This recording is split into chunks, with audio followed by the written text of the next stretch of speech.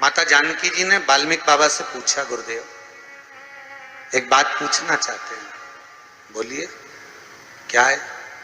बात ये पूछना चाहते हैं गुरुदेव, मेरे प्रभु को देखे हुए बहुत समय हो गया, मेरे बच्चे भी मेरे पति को, मेरे प्रभु को नहीं देख पाए। गुरुदेव, अगर कोई पूजन ऐसी होती हो जिस पूजन से मेरा पति का मुझे दर्शन हो जाए या मेरा पति मुझे मिल जाए, एक बार उनका दीदार हो जाए, जो मुझे देखे नहीं है बहुत दिनों से, ना मैंने उनको देखा है, एक बार दीदार हो जाए, एक बार वापस मिलन हो जाए।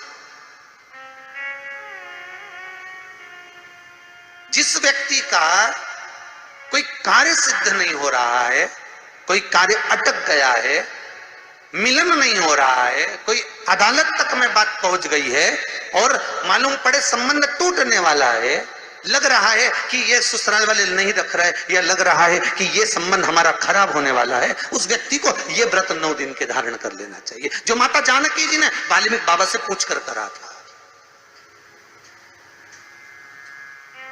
जो माता सीता जी ने वाल्मीकि बाबा से पूछ कर करा था।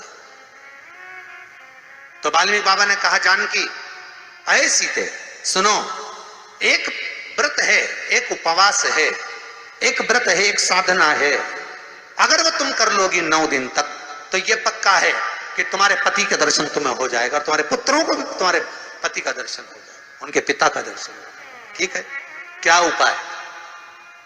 कहा शिव मंदिर में जाइए, पहले दिन 9 फूल कमल के हों, जो मिल जाए, परंतु एक जैसे फूल होना चाहिए।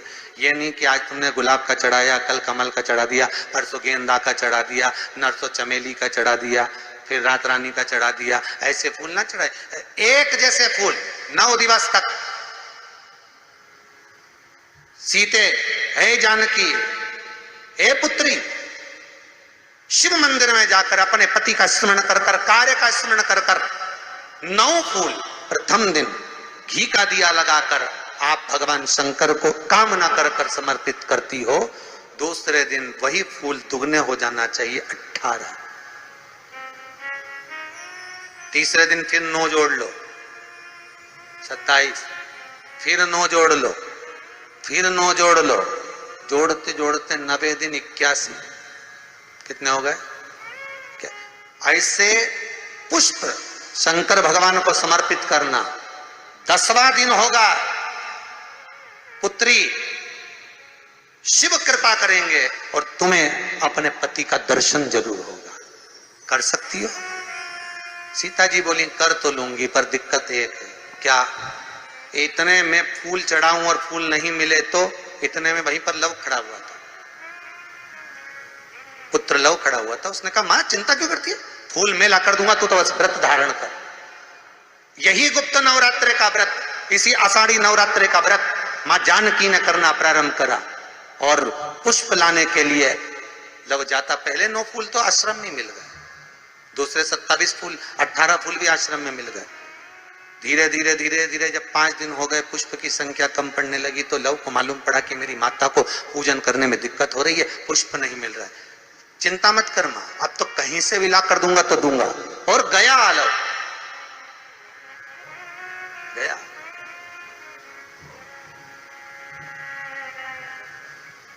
अयोध्या में पहुंच गए, जहां एक सुंदर सा सरोवर था। सरोवर के दरवाजे पर द्वारपाल खड़े हुए थे, अंदर नहीं जाने दिया। मुझे जाने दो, मुझे पुष्प चाहिए, मेरी माता पूजन कर रही। द्वारपालों ने पकड़ना चाहा, मना करा, नहीं माना। लव इनको पटक कर अंदर प्रवेश कर गया, फूल लेकर आया, माता को दिया। धीरे धीरे पुष्प आते रहे, चलता रहा। खबर पहुंच गई श्री राम जी महाराज के पास में कि कोई वाल्मीकि बाबा का शिष्य आता है और सरोवर के सारे कमल के फूल तोड़कर ले जाता है। बड़ा उद्दंड है, सैनिकों को मार देता है। सैनिक वो पड़े दूरों। राम जी को सूचना मिली, आज 9वां दिन था, माता जानकी इंतजार कर रही है पुष्प आए। इतने में चारों तरफ सेना को लगा दिया गया कि आज सरोवर का एक पुष्प नहीं जाना चाहिए, और लव का युद्ध प्रारंभ हो गया उस अयोध्या के सरोवर पर। अंत में सबको पटक कर लव 81 फूल लेकर पहुंचे और मां से कहा, मां आज आखिरी का दिन है, शिव को रिझा ले। और माता ने शंकर भगवान को फूल चढ़ाया।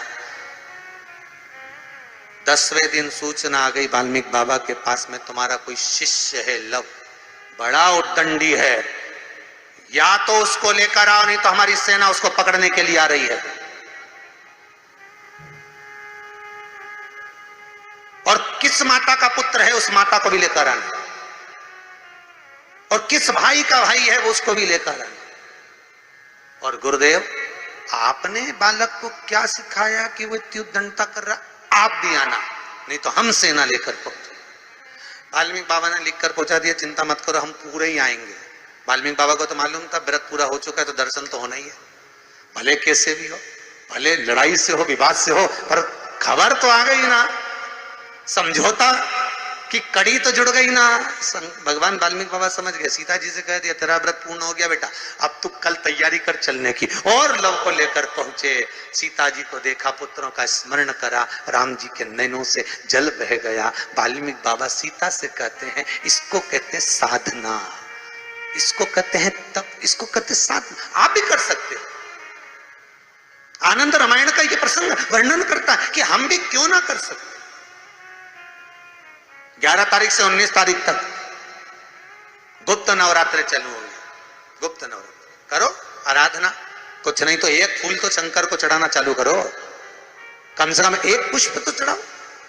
जिसको लगता है कि मेरे परिवार में कोई दूसरा व्यक्ति हस्तक्षेप कर रहा है, या मेरा पति किसी पर नारी के साथ में रह रहा है, या नारी किसी पर पुरुष के साथ में रह रही है, तो माखन थोड़ा सा प्रतिदिन मां जगत जननी के मंदिर में अवश्य समर्पित करें। 9 दिन तक समर्पित करोगे, कैसा भी दोष होगा, कैसे भी ग्रह होंगे, वो सब हट जाएंगे और जीव आपका हो। ये वो नवरात्र है जिसमें प्रेम आनंद बढ़ता है, स्नेह बढ़ता है। ये वो नवरात्र,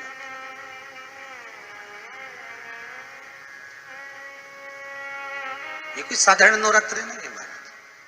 भाई भाई में अगर द्वेष हो रहा है, विवाद चल रहा है, अदालत में बात चल रही है, कोई समझौता नहीं हो रहा, एक दूसरे से बातचीत बंद है, करो नवरात्र, यही गुप्त नवरात्र धारण करो। 9 दिन कुछ भी, आप बाबा को पुष्प समर्पित करो, फूल। लगता क्या है, कोई यहाँ लिखा तो आनंद रामायण में ये थोड़ी लिखा कि एक एक सोने की अंगूठी समर्पित करो रोज की। उन्होंने तो लिखा पुष्प, केवल पुष्प, केवल पुष्प, इससे ज्यादा कुछ नहीं। भगवान को दीजिए। कोई कामना है आपकी नहीं हो रही, लग जाओ 11 तारीख से।